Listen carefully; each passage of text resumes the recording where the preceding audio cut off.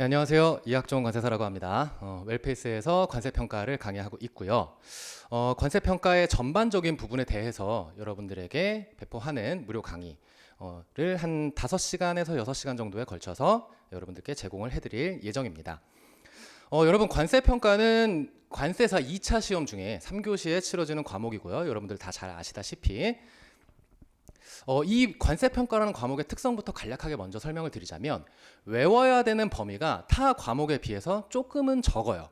법조학만 놓고 보더라도 대략 한 10개에서 15개 내외 정도밖에 되지를 않고, 여기서 파생되는 물론 시행령, 시행규칙, 관세평가 운영에 관한 고시, 그리고 협정 이런 것들이 조금 있기는 하지만, 절대적으로 보더라도 타 과목에 비해서 암기해야 될 양은 적은 편이 맞습니다. 다만 그렇기 때문에 깊이가 훨씬 더 깊어요. 더욱더 많은 사례들을 물어보고, 여러분들한테 얼마나 외웠어? 라고 물어보기보다는 너희가 외운 것을 토대로 이 문제를 줄 테니까 한번 판단해봐, 계산해봐, 이렇게 묻는 유형의 시험 및 과목이라고 보시면 되겠습니다.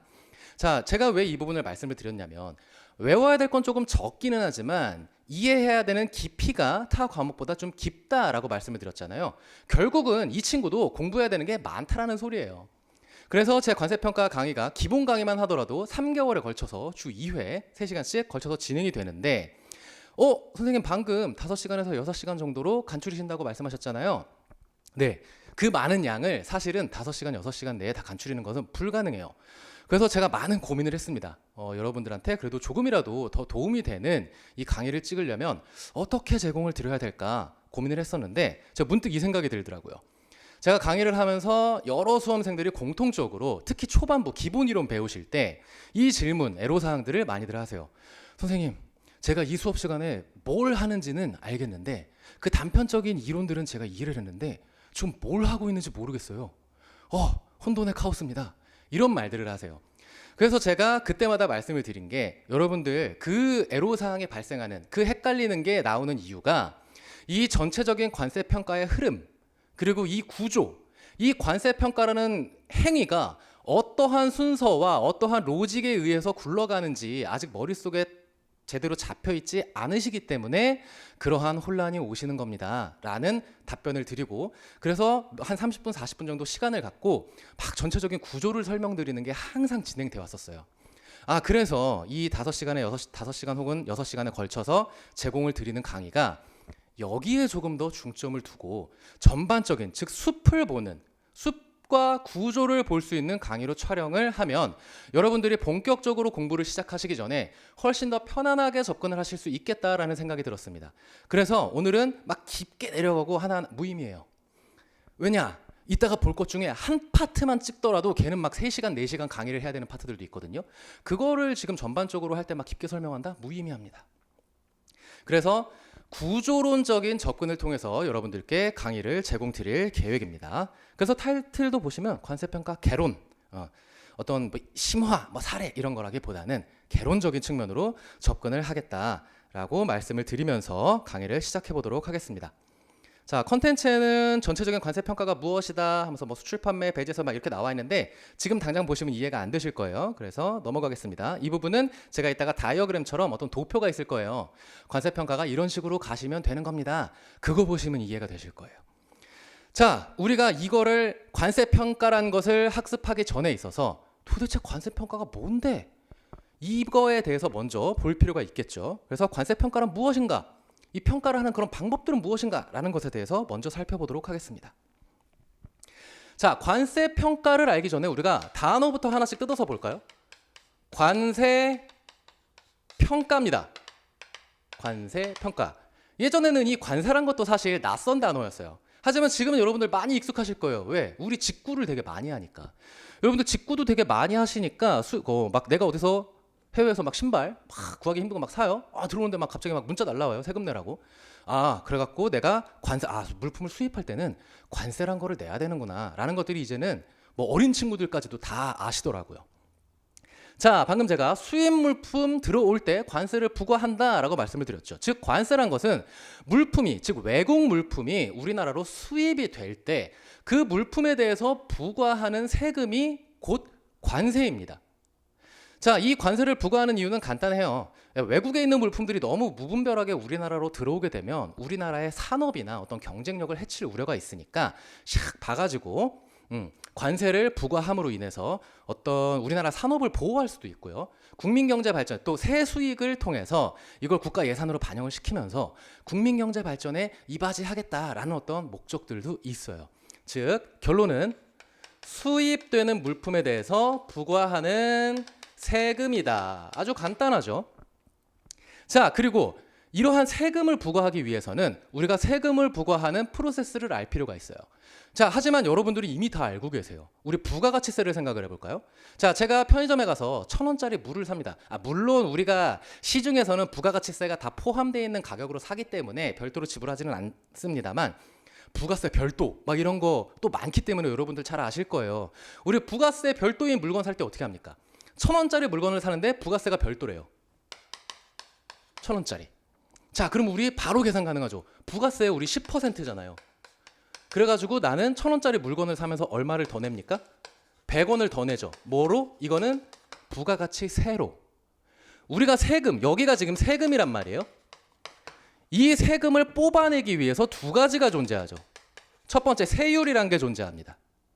그리고 우리가 세금을 부과하는 것을 과세한다라고 표현을 하거든요. 이 과세를 하기 위한 표준값이 필요해요. 즉 기준값이 필요하다라는 거죠. 어떤 표준이 정해져 있어야 거기에다가 세율을 적용해서 마지막으로 우리가 궁극적으로 원하는 세금을 뽑아내는 그 프로세스가 쫙 진행이 되는 거거든요. 이것들을 우리는 과세 표준이라고 합니다. 자, 다시 처음으로 돌아와서 내가 1,000원짜리 물건을 사면서 100원이라는 부가가치세가 나왔어요. 그러면 이 부가가치세라는 세금이 나왔을 때 이 세율은 결국은 부가가치세율이 될 거고요. 이 친구는 부가가치세의 과세 표준이 될 겁니다. 자, 관세로 와볼게요. 똑같습니다. 내가 1,000원짜리 물품을 수입을 해요.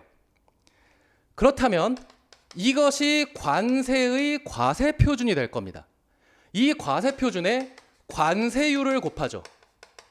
그렇게 하면 우리가 관세라는 것이 뽑아져 나오게 되는 것입니다. 프로세스 완전 똑같죠. 자, 그렇다면 여기는 지금 우리가 어떤 값이 됐죠. 돈, 화폐 이런 것들을 과세 표준으로 사용을 했어요. 부가가치세는. 그러면 관세는? 관세의 과세 표준은 어떻게 할까? 여기 보시면 아시겠지만 관세의 과세 표준은 가격 또는 수량으로 한다라고 정해져 있어요. 똑같이 얘도 가격 또는 수량을 넣어서 그럼 이게 뭐예요? 숫자가 되겠죠. 숫자. 이 숫자에다가 세율을 곱해서 세금을 뽑아내는 거죠. 세금도 숫자잖아요. 돈. 가격 또는 수량으로 이 과세 표준을 결정하겠다라는 겁니다.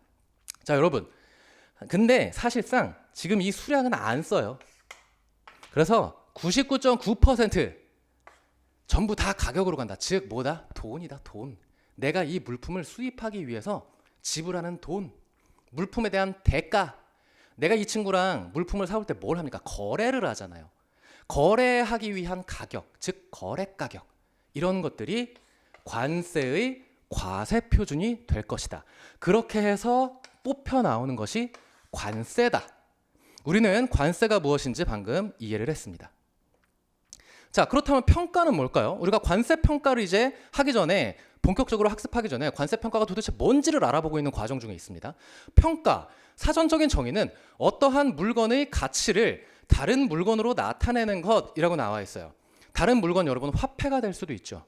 어떠한 물건, 지금 제가 들고 있는 이 분필을 다른 물건, 즉 화폐의 가치로 나타내는 것 또한 평가가 될 수가 있는 거죠.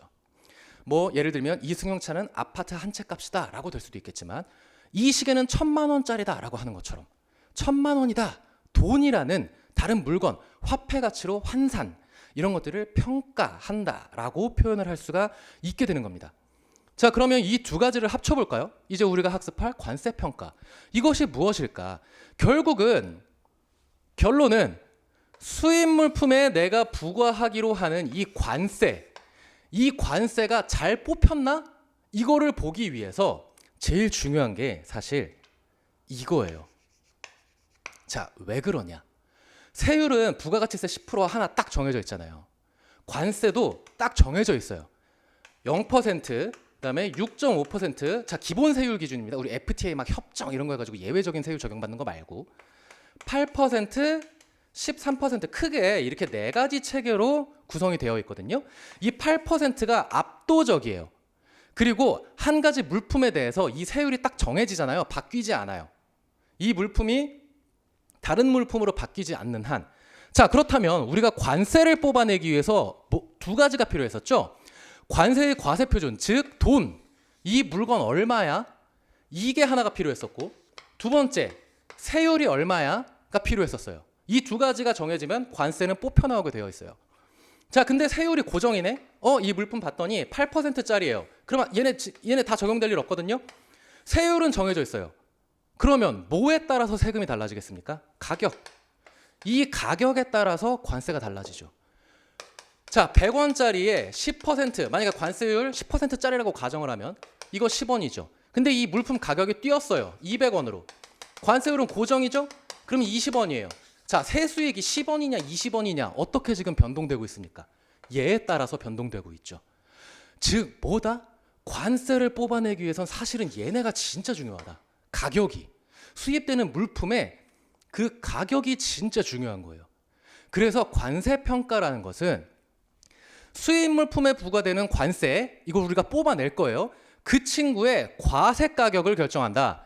과세 가격은 이퀄 과세 표준이다 라고 보시면 돼요. 과세 표준과 과세 가격은 동등하다. 수입 물품에 부과되는 관세, 요것이 지금 10원, 20원 이 뽑혀나온 관세가 정말로 잘 뽑혀나온 관세인지 우리가 알아보기 위해서 이 가격의 적정성을 판단하는 게 관세평가입니다. 이럴 수 있잖아요. 이 물품이 원래 100원짜리예요. 그럼 나는 관세율 10%라고 가정하고, 그럼 나는 10원의 관세를 내야 되는데 내가 판매자랑 쿵짝쿵짝 뒷공작을 해가지고 세금 조금 내고 싶어가지고 야야 이거 100원 적지 말고 50원으로 적어. 그럼 나는 세금을 얼마 냅니까? 5원을 내죠. 왜? 세율은 고정이니까. 그러면 나는 원래 10원 내야 되는 세금을 5원만 냈어요. 세금을 포탈했죠. 그렇게 되면 어떻게 되는 겁니까? 과세당국 입장에서는 야 관세평가 제대로 해보자. 야 이거 봤더니 원래 10원짜리네. 너 관세의 과세 가격을 잘못 잡았네. 너 부당하게 잘못 잡았네. 이 자식 쇠고랑 팡 이렇게 될 수 있다는 거죠. 즉 관세의 과세 가격을 결정하는 것을 우리는 관세평가라고 한다. 그리고 제가 드린 설명이 두 번째 나와 있어요. 과세 가격의 크기에 따라서 관세액이 달라지죠. 우리 살펴봤어요. 그렇기 때문에 이걸 제2의 관세율이라고도 표현을 하고 있습니다. 이 부분은 그냥 뭐 참고 삼아 말씀드리는 거예요. 그렇게 표현을 하더라. 자, 그리고 세 번째는 그냥 듣고 넘기셔도 됩니다. 자, 수입국의 자의적인 어떤 평가제도 운영에 따라서 무역 분쟁을 해소하기 위해 뭐 표준 필요성이 제기되었다 등등 이거 무시하셔도 됩니다. 그래서 우리가 공정한 방법들, 우리가 관세의 과세 가격을 평가하고 판단할 때 지멋대로 하지 말고 전 세계가 공통으로 아주 합리적인 방법들을 찾아보자 라고 해서 WTO 평가 협정에서 그러한 방법들을 마련했고요. 이렇게 마련된 방법들이 관세법에 그대로 수용이 돼서 조금 다른 부분들이 있기는 하지만 그대로 수용이 돼서 관세법 또한 마찬가지로 WTO 평가 협정과 결을 똑같이 가고 있다는 겁니다. 물론 다른 포인트들이 있어요. 하지만 그 부분들은 뭐 여기서 지금 말씀드리기는 조금 어렵고 내용이 심화된 내용이거든요. 그런 부분들까지도 기본 강의 때 잘 챙겨 가시면 여러분들에게 충분한 도움이 될 수 있다.